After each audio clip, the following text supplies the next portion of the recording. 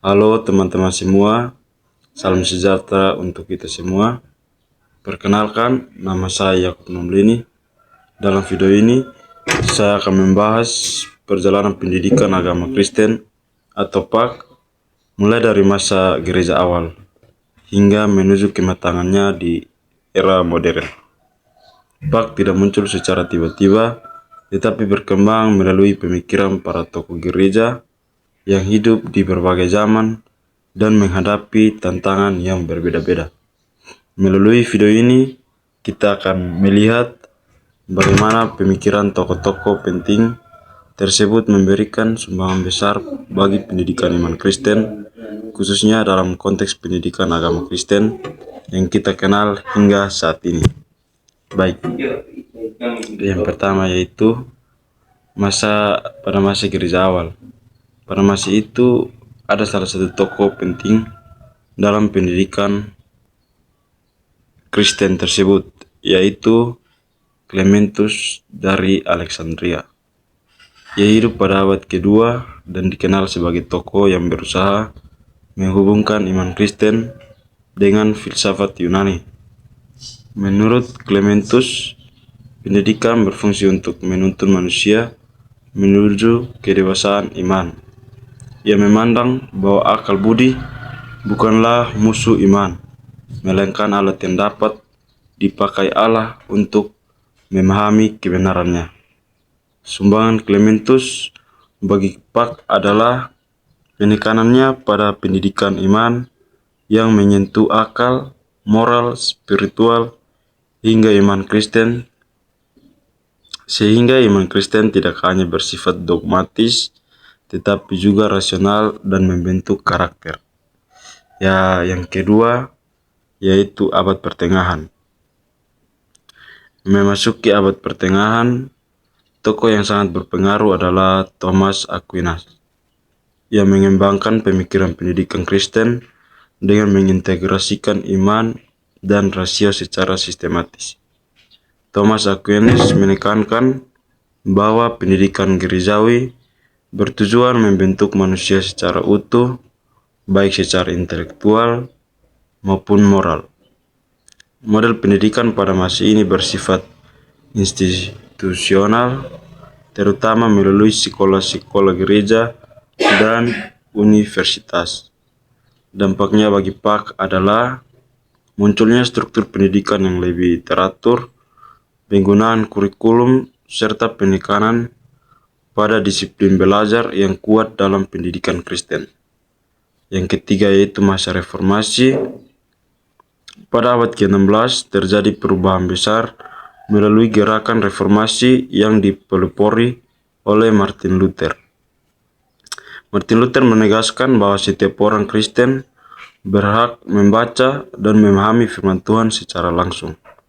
Dalam bidang pendidikan, Luther mendorong pendidikan bagi semua orang, baik laki-laki maupun perempuan. Ia juga menekankan pentingnya sekolah Kristen dan katekismus sebagai sarana pengajaran iman.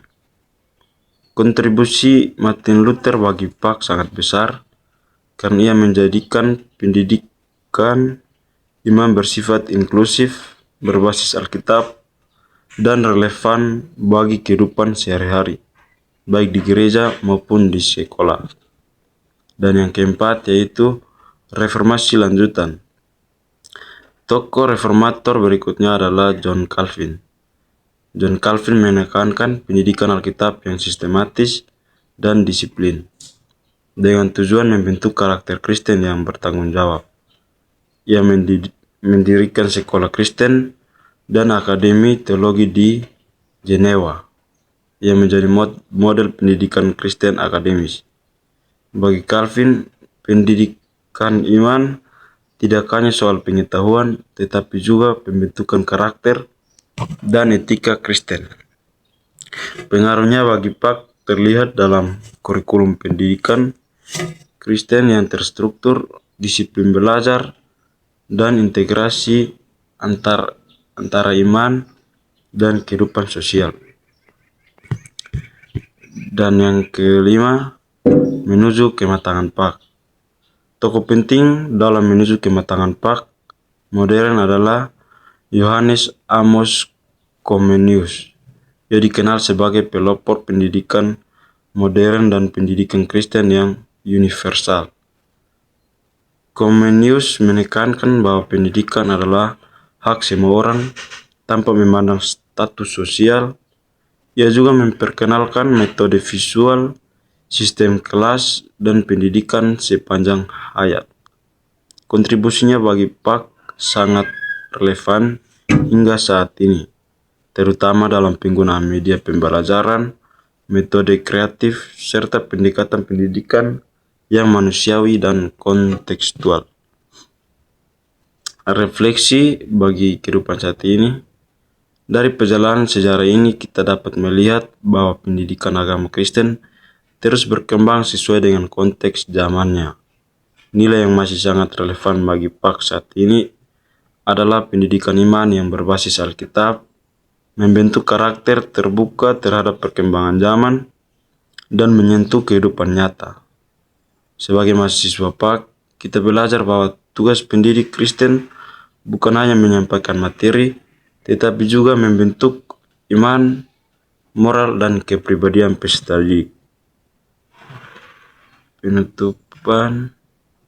Sebagai kesimpulan, perkembangan pendidikan agama Kristen dari gereja awal hingga menuju kematangan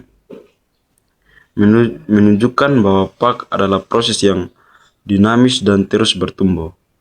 Melalui pemikiran tokoh-tokoh seperti Clementus, Thomas Aquinas, Martin Luther, John Calvin, dan Comenius, Pak berkembang menjadi pendidikan iman yang utuh dan relevan hingga masa kini.